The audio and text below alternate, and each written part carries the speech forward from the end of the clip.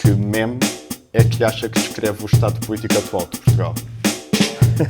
Não sei, do bonequinho.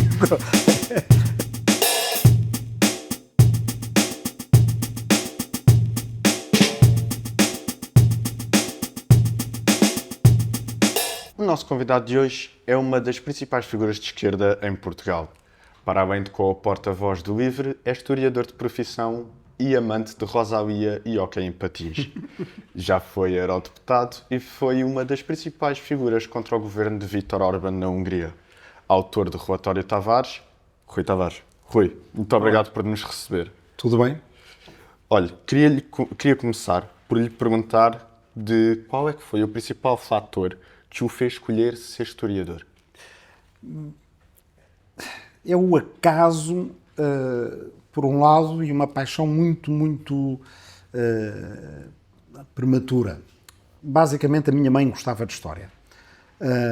E um dia eu ouço uma conversa entre a minha mãe e o meu pai. Eu devia ter uns 4 anos, estava a brincar na praia, nós somos ali do Ribatejo, tínhamos ido à praia na Foz do Orelho, e eu estava tipo a escavar, uma coisa assim, e o meu pai, provavelmente confundido de historiador e arqueólogo, diz à minha mãe, eu assim, ouvi aquilo, este teu filho, eu sou o quinto, não é? Portanto eu sou o mais novo de 5. E ele estava-se a meter com ela, ia dizer que basicamente que o mais novo é que podia dar para historiador e que ela ia ficar toda contente. Isto porquê? Nem a minha mãe nem o meu pai tiveram a oportunidade de estudar muito, são de uma época em que as pessoas do campo estudavam até à 3ª, até à 4ª classe e depois começavam logo a trabalhar no campo. No entanto, a minha mãe gostava muito de ver programas de história que o meu pai não gostava de ver. E, portanto, aquilo era uma espécie de uma provocação mútua constante que iam tendo acerca disso.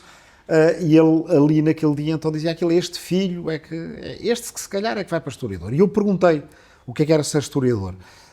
E o meu pai diz-me qualquer coisa, querer saber da vida dos outros, uma coisa qualquer assim. E eu achei aquilo fascinante. Parece-me bastante bom querer saber, ser curioso, saber como é que é a vida dos outros. Entre isso, talvez aquela coisa de filho mais novo, de achar que está a agradar, no caso, à mãe, e o que quer que seja, eu comecei a dizer que queria ser historiador. Era a palavra que eu tinha ouvido e, portanto, fui daqueles miúdos que... os miúdos começam todos a querer ser bombeiros, não é? Sim. E eu também, mas tipo logo a seguir historiador e ainda estou nessa, não é? Tipo 50 anos depois. E depois, conforme fui dizendo que queria ser historiador, fui teimando um bocadinho naquilo. Era a resposta que eu dava sempre às perguntas todas e fui sabendo o que era e fui gostando da ideia. Depois isto ainda teve outra dimensão. Quando eu estava ali na escola secundária, as pessoas começaram a levar a sério. As pessoas na família, um cunhado que já faleceu, mas que na altura existia muito com os meus pais para não me deixarem ir para historiador. Dizia ele, isso não dá emprego, ele nunca vai ganhar dinheiro, e ele tem boas notas, podia ir para advogado, podia ir para médico, bem, enfim, imensas coisas que me fariam infeliz. E isso gerou-se um caso. A minha mãe ficou preocupada, achou que se calhar ela me tinha influenciado indevidamente pela história. Gostava de história, mas não quer dizer que fosse aquela disciplina em que eu me esforçasse mais para ter boas notas e por aí afora, porque também havia assim, eu sabia que mais tarde ia fazer o curso e, portanto, nessa altura eu aprofundaria. Bem, então a diretora de turma lá convenceu a minha mãe que um historiador podia fazer muitas coisas.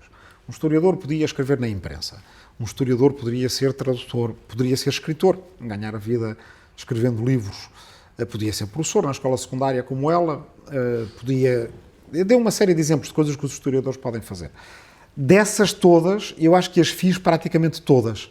De facto, ser historiador não é só ser uma coisa. A única que eu não fiz, e que ela tinha dado como exemplo à minha mãe, era estar na carreira diplomática. Como a minha mulher está na carreira diplomática, acabo por ver de perto isso, o que quer dizer que ainda bem que fui teimoso e ainda bem que fiz aquilo que gostava. Sim. Quando as pessoas me perguntam o que é que hão de fazer, esse é o primeiro critério. As pessoas têm de gostar, têm que ter uma paixão por aquilo que querem fazer. Quando têm essa paixão, o resto com mais ou menos dinheiro as pessoas vão conseguir fazer a sua vida. Agora, triste é tanta gente que eu conheço que adoraria ter ido para a História, porque para algumas pessoas é um curso que fascina, mas seguem conselhos como desse meu cunhado. Pois. Vão para advogados e ficam tristes, ou para outra coisa qualquer. Olha, na sua apresentação do site oficial do LIVRE, diz que é vereador sem pôr na Câmara Municipal de Lisboa. Tem que ser atualizado, porque já não Pois, sou. eu ia lhe perguntar exatamente sobre isso. Ainda não alterou por nostalgia ou tem esperança de um dia realmente vir a ter um pelouro na Câmara Municipal de Lisboa? Não, isso foi quando eu fui candidato, não é, numa lista de coligação de esquerda, do PS e do LIVRE, principalmente, à Câmara Municipal de Lisboa, e com no acordo programático firmado na altura, o pelouro que o LIVRE teria em caso de vitória seria o pelouro da cultura, conhecimento, ciência e direitos humanos. Eu posso garantir que nunca em nenhum momento da minha atividade política, mais intensa do que alguma vez eu esperei ter, mas nunca em nenhum momento a hipótese de vir ser eleito, desempenhar um cargo, mexeu muito comigo. Não é assim uma coisa, apesar de tudo, que mexa muito, mas a hipótese de ser vereador da cultura em Lisboa, na cidade na qual nasci, não cresci sempre aqui, depois voltei para a aldeia, voltei para aqui, que eu amo e para a qual tenho muitas ideias, posso dizer, sem exagero nenhum, que eu mal dormia só a pensar nas coisas que haveria de fazer. As bibliotecas, os festivais culturais, uma universidade municipal, tanta coisa que há para fazer, um festival intercultural do estuário do Tejo, e portanto feito com as outras câmaras municipais, que fosse de ecologia e de cultura e que permitisse às pessoas desta região conhecerem bem esta enorme joia que a gente tem no meio da nossa região, que é o estuário do Tejo, uma coisa absolutamente única.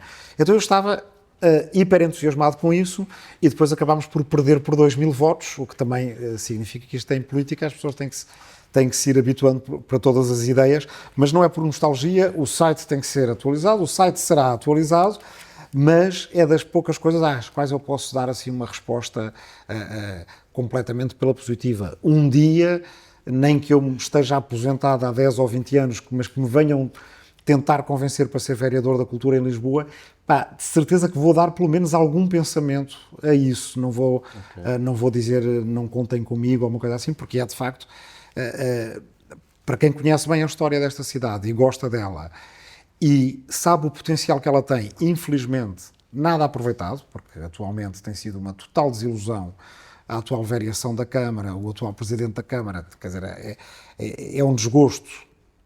Digo isto não como dirigente partidário, digo isto como lisboeta. É um atual desgosto ver a forma como a cidade não tem estratégia, não está a ser bem tratada, que evidentemente é assim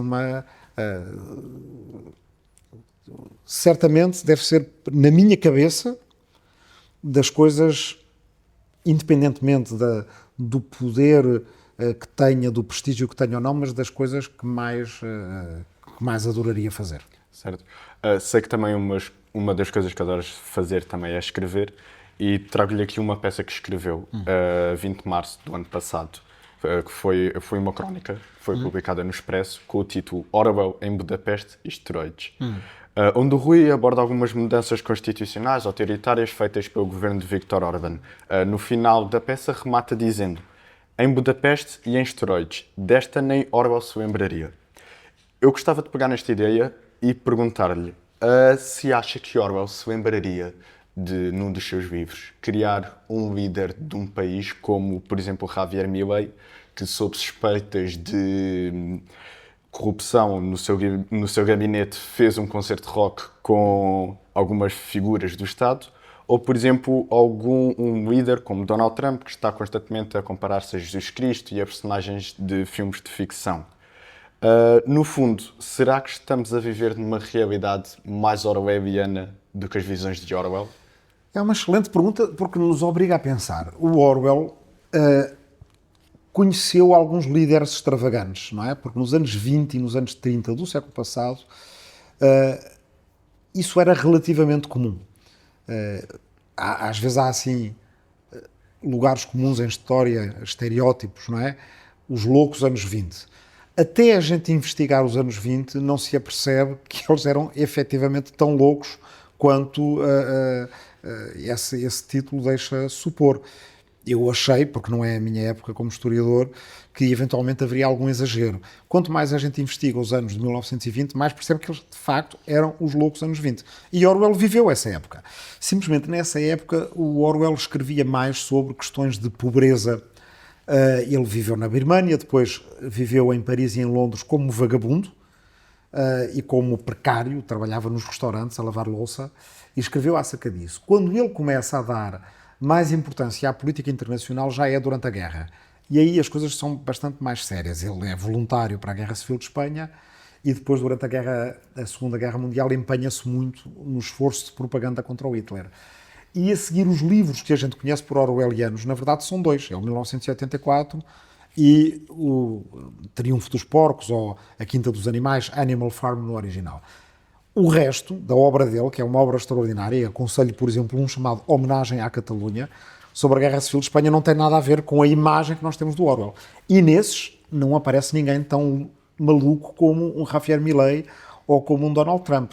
Portanto, um Orwell de hoje teria a mesma dificuldade que eu acho que têm todos os escritores de ficção, argumentistas, dramaturgos e artistas, que é, quer dizer, uma pessoa que tentasse escrever acerca desta realidade seria automaticamente tratada como exagerada, não é?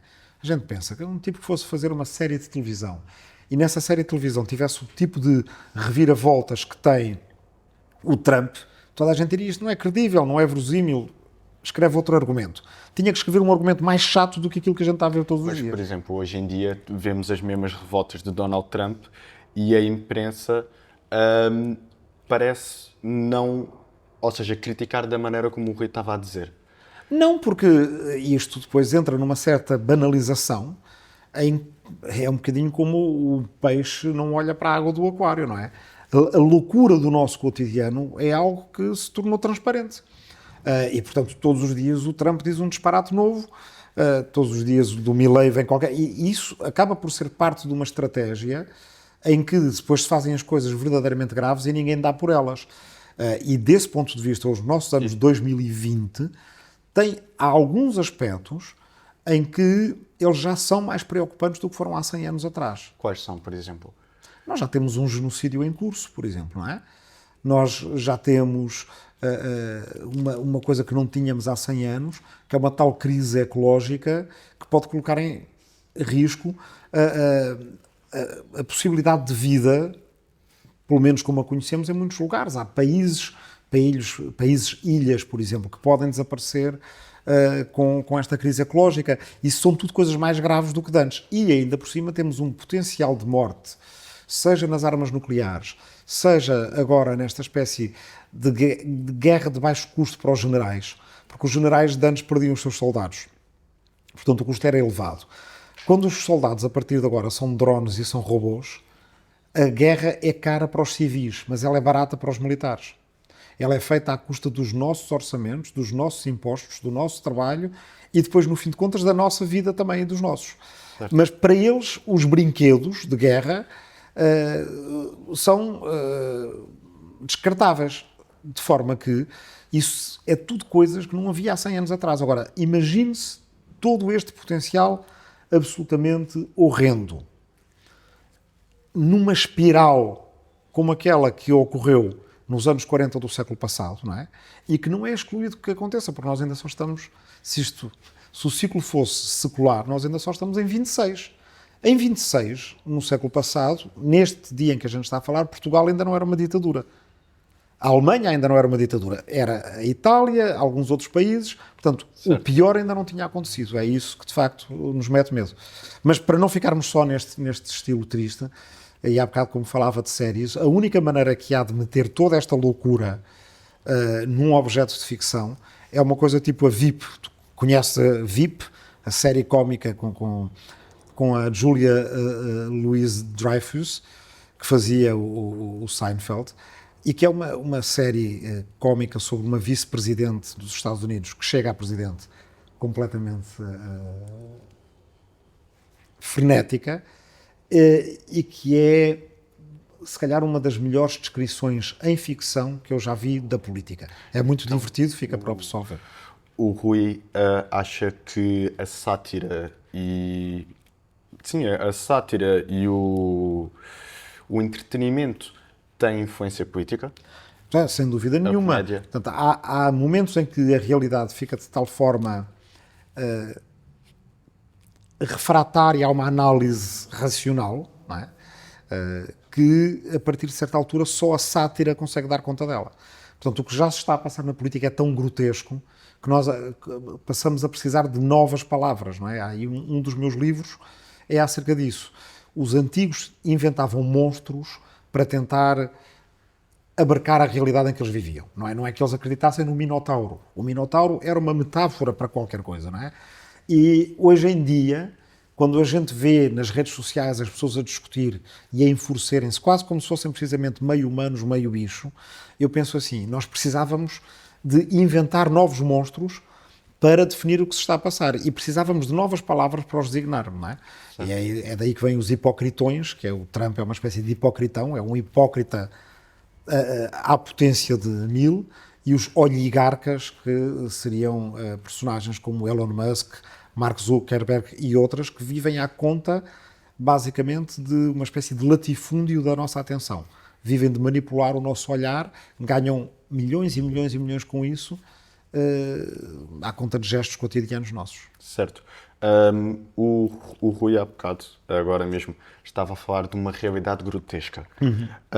Eu queria lhe perguntar, num contexto assim mais nacional, qual das recentes leis propostas no Parlamento português nos aproxima de uma realidade grotesca como a de um cenário como o de 1984? Há uma série de coisas. Por exemplo, nós temos partidos que votaram por pormos a bandeira da Ucrânia aqui no nosso Parlamento. E bem, nós votámos a favor. Alguns deles propuseram, alguns deles até queriam pôr a bandeira de Israel aqui. Passado um ano, viram completamente a agulha e votam uma lei, que é uma coisa que não mata a fome a ninguém, não paga a casa a ninguém, não arranja emprego a ninguém, não resolve as filas para a saúde, mas conseguiram proibir que a bandeira LGBT um dia por ano seja posta nas câmaras municipais, nas assembleias municipais que assim o decidirem.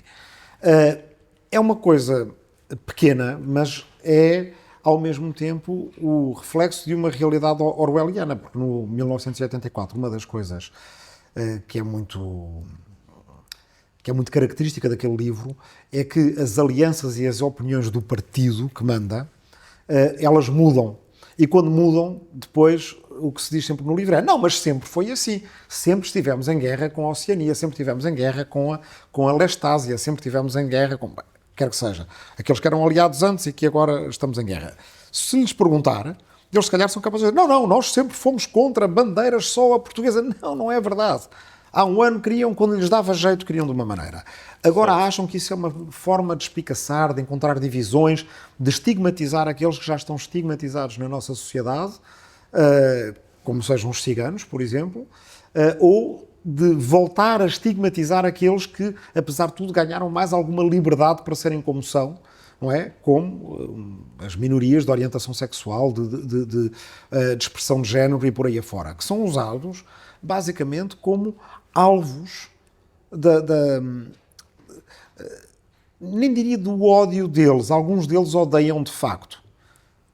E eu não sei quais é que são os piores. Se são aqueles que odeiam de facto, se são aqueles que, na verdade, utilizam o ódio de uma forma meramente instrumental, estão absolutamente pacíficos com estigmatizarem gente, perseguirem gente,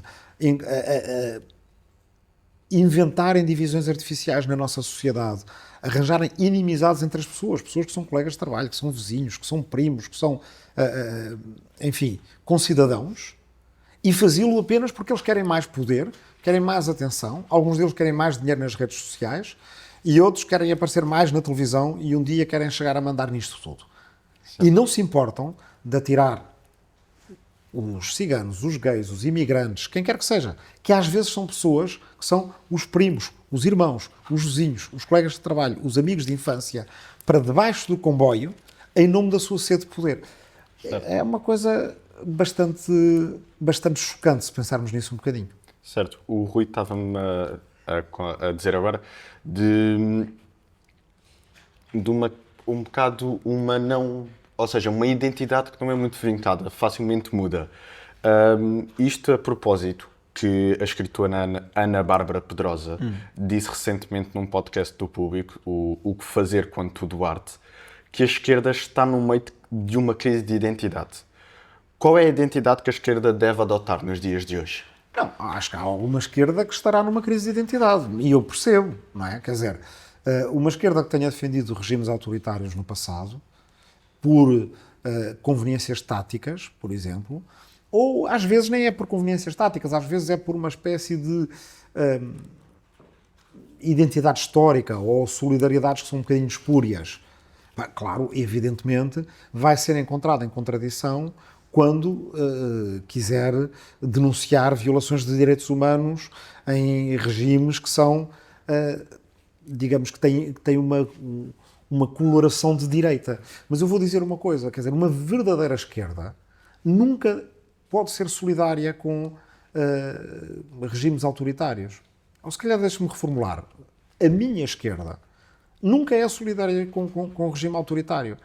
Porque se há coisa que eu sei, estava a falar de Budapeste, eu lembro, fui muitas vezes à Hungria e contactei muitas vezes com ministros, com funcionários, em algumas ocasiões com o próprio Orbán, pelo menos numa em que debatemos, e também na altura, por exemplo...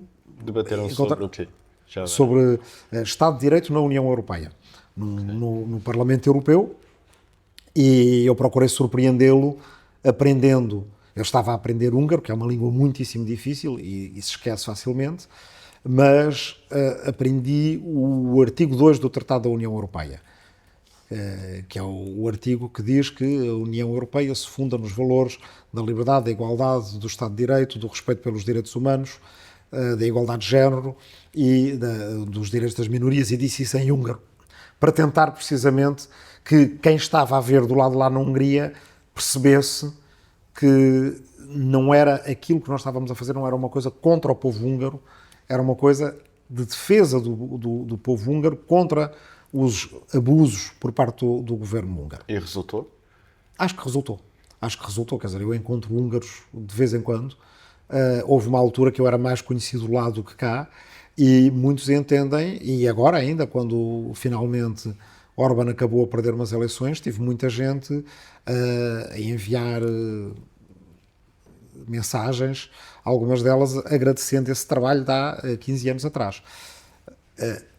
Não queria perder o ponto que ia fazer, que era, eu nessa altura também, enquanto eurodeputado, fazia parte da minha obrigação, contactei e várias vezes tive diálogo institucional com embaixadas de outros países, da Venezuela, por exemplo.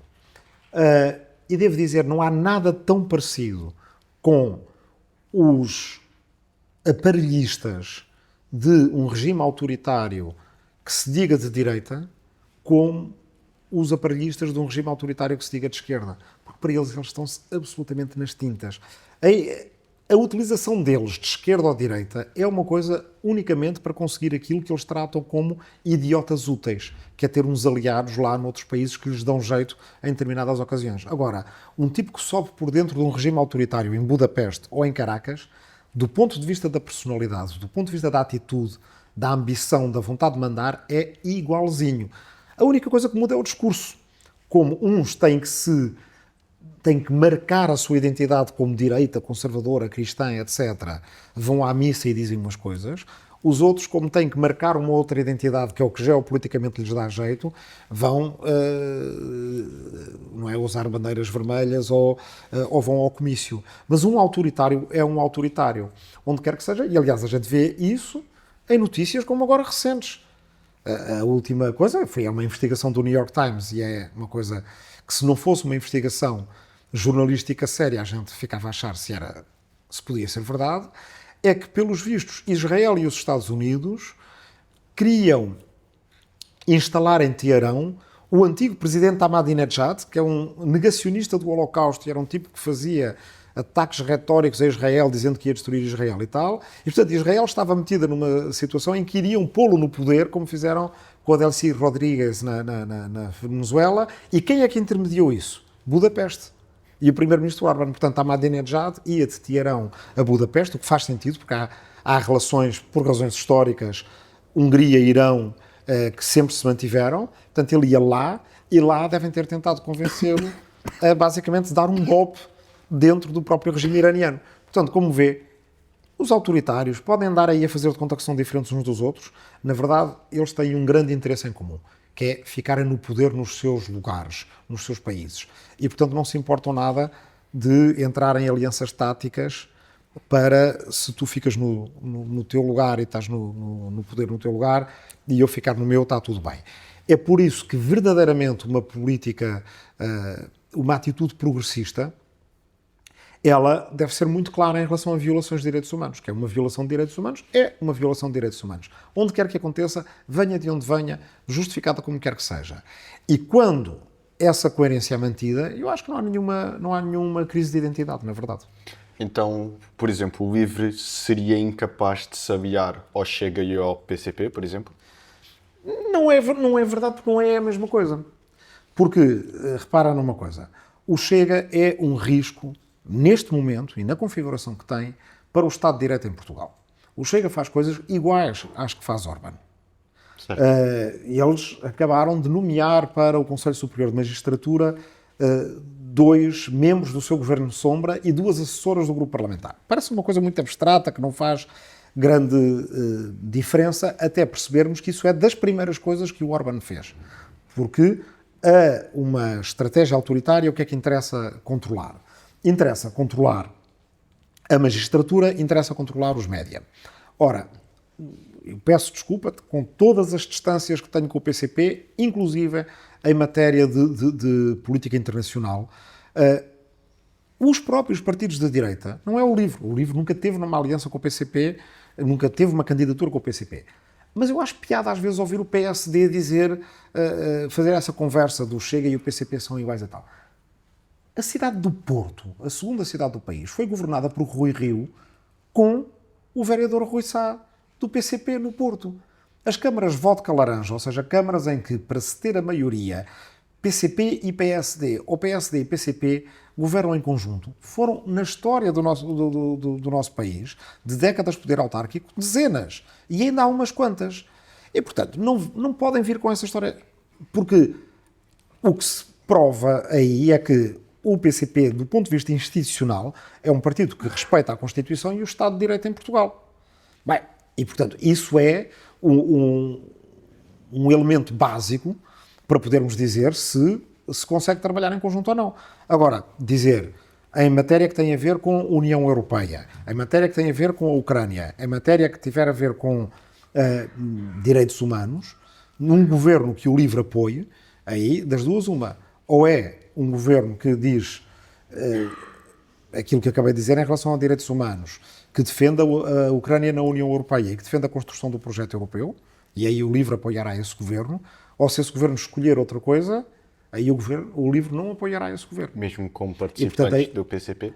Mas aí teria que ser o PCP a ceder, e eu duvido que eles o queiram fazer, àquilo que é, do nosso ponto de vista, absolutamente inegociável, onde estão as nossas linhas vermelhas, é na defesa do projeto europeu, é na defesa dos direitos humanos, é na defesa, por exemplo, de que numa situação como a da guerra da Rússia contra a Ucrânia é a vítima, tem direito à sua integridade territorial e à sua soberania completamente intacta. Aí, se alguém tiver que se desviar do seu caminho, não é o LIVRE. Outros talvez terão que evoluir. Nós achamos que esta posição é uma posição que é para valer. Com certeza. Ainda dentro da política nacional, saiu ainda esta semana uma notícia pela Renascença que diz que desde o início deste governo, a 3 de junho do ano passado, o Chega e o PS uniram-se para aprovar 114 iniciativas parlamentares. Acha que o PS está mais extremista ou que o Chega está mais socialista? Acho que isso é muito uma análise que tem sido, com algum sucesso, vendida pelo Hugo Soares, líder parlamentar do PSD. Que eu saiba, os partidos não se unem para aprovar coisas, a não ser quando decidem fazê-lo e o anunciam e apresentam propostas em conjunto. As coisas são trazidas à mesa e as pessoas votam nelas. Quer dizer, se fôssemos usar essa lógica, então o que acontece é que há imensas ocasiões nas quais toda a gente votou com toda a gente. Nós não sabemos antes da altura da votação como é que vai votar o Chega, por exemplo. E mal andaríamos se o LIVRE andasse a decidir o seu voto tentando adivinhar qual é que vai ser o voto do Chega. Epá, nós vamos votar a favor disto, mas cuidado, então e se o Chega vota a favor também? Vamos ter que votar contra. Isto é uma coisa e nisto não pode ser analisado como o Soares o analisa. Agora, quando são agendas que se vão buscar, porque se sabe que são agendas do Chega, quando se tenta cavar um determinado tipo de discurso, que é um discurso do Chega, e quando se usa isso de uma forma tática para ter as coisas aprovadas com o Chega, como o PSD fez com a lei dos estrangeiros, a lei da nacionalidade, como o CDS fez com esta questão das bandeiras e depois o PSD foi atrás e por aí afora. Ainda por cima, qualquer delas, a gente olha para isto, nenhuma delas, mais uma vez, vale a pena salientar, arranja emprego a ninguém, compra comida a ninguém, resolve o problema de transporte ou da saúde a ninguém. Ou o problema das casas. Nada. Servem para zero. E, portanto, é com um espírito meramente tático que eles se vão, aí sim, juntar ao Chega. Juntar ao Chega é isso. Não é por acaso a gente chegar ao fim da tarde e cada partido votou de acordo com as suas convicções e a gente vai olhar para a lista de votos e aconteceu haver coisas em que votamos unanimemente. Uma série de coisas que votamos unanimemente. Será que aí se pode dizer que nos juntámos a quem quer que seja para as aprovar? Não, simplesmente votámos como achámos que devíamos votar. Sim. Numa entrevista à Antena 1, deu a entender que a instabilidade política em Portugal só nos é desfavorável quando tivermos de encarar um contexto internacional, europeu e climático, que se tem vindo a agravar. Como é que Portugal e a esquerda em Portugal podem traçar um caminho de resposta a estes problemas? Bem, eu creio que a estabilidade é importante, não sendo um valor em si mesmo, porque a democracia tem que ser dinâmica e ela tem que nos dar hipótese de mudar a forma do país ser governado. E, desse ponto de vista, é bom para a democracia que haja alternância democrática e é bom que os campos políticos também passem pelas suas curas de oposição quando têm que passar por uma cura de oposição. Desde que isso não ponha em causa os grandes pilares da Constituição, o respeito pelo Estado de Direito, pelos direitos fundamentais e, evidentemente, desde que isso não obrigue ninguém, quem está na oposição para fazer oposição, para defender os seus valores. Não está na oposição para dizer, fica aí caladinho a um canto e agora não tens opinião durante 4 anos. Como é que nós podemos fazer frente aos problemas todos que estamos a viver? Eu acho que o problema essencial do nosso tempo é que a própria mudança mudou, como eu costumo dizer. Nós estamos habituados à mudança nas nossas vidas, mas é uma mudança cíclica, a mudança das estações, ou uma mudança incremental, quando temos uma inflação que é uma inflação baixinha. As pessoas estão habituadas a pensar que os preços agora são moderadamente mais altos do que eram aqui há um ano. O que se passa hoje em dia não é isso, é outro tipo de mudança. As estações já não são o que eram e as alterações climáticas são um tipo de mudança perturbadora. O que vivemos com o choque inflacionário de algum tempo é que, com uma inflação muito alta, as pessoas começam a não conseguir gerir sequer o seu dia-a-dia, não é? Quando saem do supermercado com uma conta que não estavam à espera de pagar. E uma série de outras coisas. A guerra, a inteligência artificial, as pandemias, tudo isto infunde o medo no coração das pessoas. Aí eu creio que temos que fazer, como no passado já foi feito com algum sucesso, uma política progressista, e as lideranças à esquerda têm que ter a capacidade de apresentar soluções que sejam práticas para cada um destes problemas. Temos a inteligência artificial e ela vai mudar o mundo do trabalho? É verdade. Então o que é que devemos ter? Devemos ter investigação pública, devemos ter tratados e regulações ao nível internacional para que os piores cenários da inteligência artificial não se concretizem e devemos utilizar as capacidades técnicas que vamos ganhar para partilhar trabalho e para que os trabalhadores sejam mais felizes, para que as pessoas não tenham que, só fazer tarefas repetitivas ou daquelas tarefas que lhes matam a alma e por aí afora. Mas isso significa que temos que nos apresentar com soluções práticas para os problemas presentes. E aí sim, há de facto uma crítica a fazer à esquerda na última geração, em que basicamente houve muita esquerda que se habituou apenas a defender, travar, quando é a direita que propõe, que avança e que está na ofensiva. E isso não é o lugar em que a esquerda deve estar. A esquerda, historicamente, deve imaginar o futuro. E nós devemos ter capacidade de dizer às pessoas que é possível um futuro. Olha, com uma semana de 4 dias e com mais descanso para as pessoas, mais equilíbrio com a vida familiar. Com adaptação da nossa vida na cidade para combater as alterações climáticas, mas também para nos dar cidades mais agradáveis onde viver, que sejam mais inclusivas e mais coesas. Com uma organização do mercado da habitação que permita ter mais mistura social na cidade e que seja mais fácil ter bairros em que as pessoas convivam, que sejam coesos, que sejam seguros. Se propusermos estas coisas todas, eu acho que as pessoas vão voltar a acreditar na política. Agora, uma política feita só de ódio e de medo, as pessoas desligam. Acha que as pessoas hoje em dia não acreditam na política? Muita gente não acredita na política e isso é perigoso. As pessoas estão... É uma coisa curiosa. Hoje, a gente vê nas redes sociais e na cultura à nossa volta uma espécie de credulidade incrédula. O que é que eu quero dizer com isto? As pessoas podem acreditar em qualquer coisa para a qual não tenham prova nenhuma muito rapidamente. Toda a gente conhece gente nas nossas famílias que de repente entram num daqueles labirintos de teorias da conspiração, ou quando as pessoas acreditaram que, sei lá, disparates em relação a remédios que poderiam curá-los do Covid, que foram propalados por líderes como Bolsonaro ou Trump ou por aí afora. E, portanto, às vezes parece extraordinariamente fácil pôr toda a gente a acreditar numa coisa que não tem provas nenhumas. Mas, por outro lado, as pessoas deixaram de conseguir acreditar naquilo que nos dá provas todos os dias. É curioso. A democracia dá-nos provas todos os dias. A democracia, por mais que as pessoas estejam desanimadas, na verdade é uma grande invenção. Nós temos direito a viver em liberdade, em sociedades mais ou menos coesas, em que nos é dito: Bernardo, tu podes participar na solução dos teus problemas. A democracia não te diz vai ser tudo resolvido, mas a democracia diz-te contamos contigo para ajudar a resolver. Numa ditadura, nem isso tens. E, portanto, a democracia, com todos os seus defeitos, ela continua a funcionar, mas nós deixámos de acreditar nela. Portanto, as pessoas deixaram de acreditar na democracia, a gente vê isso em muitas sondagens, felizmente ainda não a maioria, mas há muita gente, e essas pessoas que deixaram de acreditar na democracia têm uma enorme facilidade em acreditar que a ivermectina, que era um remédio para cavalos, curava o Covid. E, portanto, há qualquer coisa na mecânica da crença acerca da qual nós podemos falar, ou eu te poderia responder mais enquanto historiador do que enquanto político, não é? Que está desarranjada. Não é único na história. Isto acontece em fases destas, em fases de...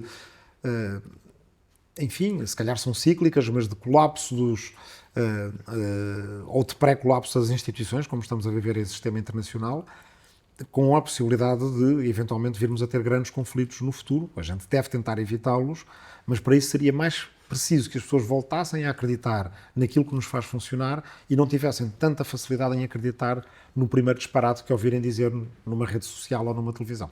Certo. Rui, muito obrigado. Para finalizar, tenho apenas uma pergunta, um género de desafio.